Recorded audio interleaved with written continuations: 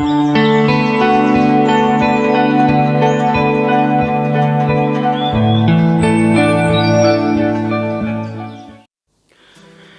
यीशु की दोस्तों, एक बार फिर से मैं अपने चैनल में आपका स्वागत करता हूं और विषय वही है पवित्र आत्मा वाला।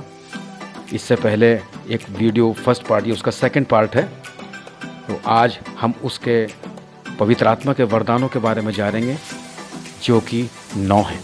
उससे पहले दोस्तों मैं एक बात कहना चाहता हूं कि अगर वीडियो से संबंधित कुछ आपके कोई सुझाव हैं तो कमेंट करके आप अपने सुझाव, अपनी राय दे सकते हैं दोस्तों। तो चलिए ठीक है, फिर वीडियो शुरू करते हैं। शुरू करने से पहले दोस्तों, अगर अभी तक आपने चैनल सब्सक्राइब नहीं किया है तो मेहरबानी करके चैनल को सब्सक्राइब कर लें और बेल आइकन दबा लें कि जिससे आने वाले वीडियो का नोटिफिकेशन सबसे पहले आपके पास पहुंचने पाए।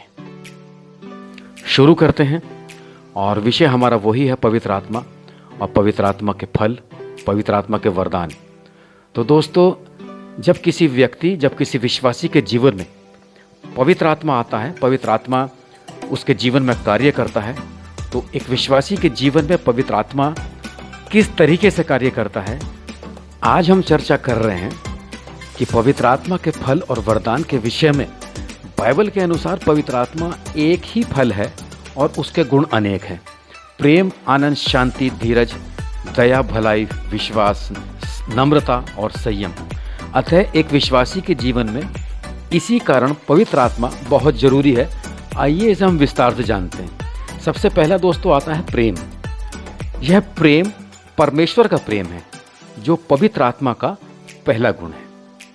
यूहन्ना 3:16 लिखा हुआ है दोस्तों, क्योंकि परमेश्वर ने जगत से ऐसा प्रेम रखा कि उसने अपना इकलौता पुत्र दे दिया ताकि जो कोई उस पर विश्वास करे वह नष्ट ना हो परंतु अनंत जीवन पाए। दोस्तों, परमेश्वर का प्रेम निष्कपट प्रेम है और परमेश्वर चाहता है कि प्रत्येक विश्वासी के अंदर भी यही प्रेम पाया जाए। प्रभु यीशु मसीह ने भी पतरस से यही प्रेम के विषय में पूछा था कि पतरस, क्या तू मुझसे प्रेम करता है? जी हाँ दोस्तों, ये वो प्रेम है। इसके बाद आता है दोस्तों आनंद, पवित्र आत्मा का दूसरा गुण, दूसरा वरदान। यह आनंद दुनिया की हर खुशी से बढ़कर है। यह महिमा से भरा हुआ है। पहला पतरस 1:8, तुम बिन देखे प्रेम रखते हो और अब तो उस पर बिन देखे भी विश्वास करके ऐसे आनंदित और मगन होते हो जो वर्णन से बाहर है और महिमा से भरा हुआ है। जी हाँ दोस्तों, जब एक पापी पश्चाताप करके अपने मन को फिराता है तो उसका आत्मा बचाया जाता है। तो दोस्तों, स्वर्ग में भी आनंद मनाया जाता है। दोस्तों, परमेश्वर के एक सच्चे दास को, एक सच्चे विश्वासी को हमेशा ऐसे प्रार्थना करनी चाहिए कि प्रभु, जिस बात से तेरा मन दुखी होता है उसी बात से मेरा भी मन दुखी होने पाए, और जिस बात से तुझको आनंद मिलता है उसी बात से मेरे को भी आनंद मिलना चाहिए। जी हाँ दोस्तों, अब आता है तीसरा वरदान, तीसरा गुण, जो है शांति। यह शांति स्वर्गीय शांति है जो हमें संसार में प्रभु यीशु के अलावा और कोई नहीं दे सकता है। दोस्तों, क्या है वो शांति जो हमें देखने को मिलती है यूहन्ना के 14वें अध्याय के 27वें पद में। दोस्तों, यीशु मसीह अपनी मिनिस्ट्री के अंत के दिनों में वो 40 दिन और 40 रात उपवासी रहा और सलीब पर खींचा गया, मर गया और दफन हुआ और तीसरे दिन मुर्दों में से जी उठा, और जी उठने के बाद 40 दिनों तक अपने शिष्यों को वो दिखाई देता रहा। और 40 दिन के बाद जब वो अपने पिता के पास जा रहा था तो ये बात कहते हुए उसको स्वर्ग में उठा लिया गया। ये बातें मैंने तुम्हारे साथ रहते हुए तुमसे कही, परंतु सहायक अर्थात पवित्र आत्मा जिसे पिता मेरे नाम से भेजेगा वह तुम्हें सब बातें सिखाएगा और जो कुछ मैंने तुमसे कहा है वह सब तुम्हें स्मरण कराएगा। मैं तुम्हें शांति दिए जाता हूँ, अपनी शांति तुम्हें देता हूँ। तुम्हारा मन व्याकुल ना हो और ना डरे। दोस्तों, प्रभु यीशु मसीह शांति का राजकुमार है, जो दुनिया के सारे पापों को, हमारे पापों को उठाकर सूली पर चढ़ गया और अपने प्राणों को त्यागते हुए भी उसने अपने पिता से यही कहा कि हे पिता, इन्हें क्षमा कर, क्योंकि ये नहीं जानते ये क्या करते हैं। जी हाँ दोस्तों, इसके बाद आता है धीरज, पवित्र आत्मा का चौथा गुण, चौथा फल, चौथा वरदान। यहाँ धीरज का अर्थ है सहनशीलता, जो दोस्तों विश्वास से उत्पन्न होती है। याकूब 1:4 कहता है, पर धीरज को अपना पूरा काम करने दो, कि तुम पूरे और सिद्ध हो जाओ और तुम में किसी बात की घटी ना रहे। जी हाँ दोस्तों, एक विश्वासी की मैच्योरिटी उसके धीरज को ही आंकती है। यीशु मसीह कहता है कि मेरा धीरज मुझसे लो। धीरज को दोस्तों अपने जीवन में काम करने दीजिए, क्योंकि विश्वासी की यही पहचान है। दोस्तों, अगर हम एक अंडे का उदाहरण लें, एक मुर्गी एक अंडा देती है, न जाने कितने दिन तक उसको वो सेती है, धीरज दिखाती है, और सेने के कई दिनों के बाद तब वो चूजे को प्राप्त करती है। दोस्तों, अंडे को फोड़ देने से चूजा नहीं निकलेगा।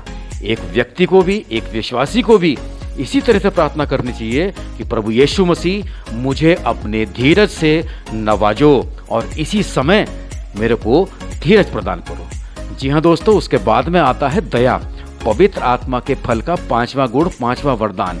जी हाँ दोस्तों, दया न्याय पर हमेशा से भारी है। हम परमेश्वर से दया की याचना तो कर सकते हैं, पर न्याय नहीं मांग सकते।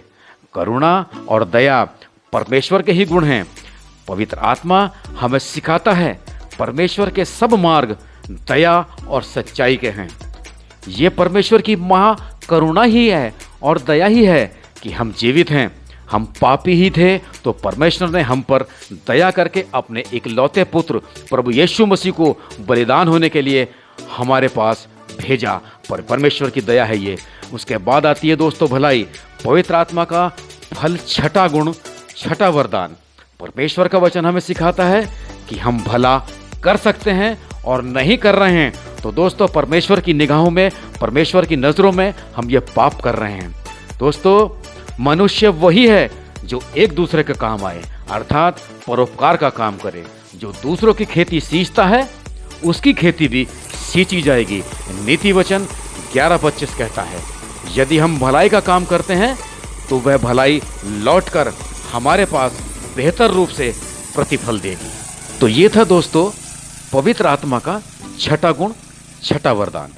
इसके बाद आता है दोस्तों विश्वास, पवित्र आत्मा के फल का 7वां गुण, 7वां वरदान। हमारा विश्वास ही है जो जगत में जय पाता है।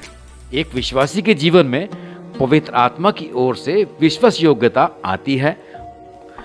दोस्तों, पवित्र शास्त्र में लिखा है एक बात जिसने प्रभु यीशु को भी आश्चर्य में डाल दिया था, और वो था सूबेदार का विश्वास। जो सृष्टिकर्ता परमेश्वर इस संसार में यदि किसी बात से प्रसन्न होता है तो वो सिर्फ हमारा विश्वास है। बिना विश्वास परमेश्वर को प्रसन्न करना नामुमकिन है।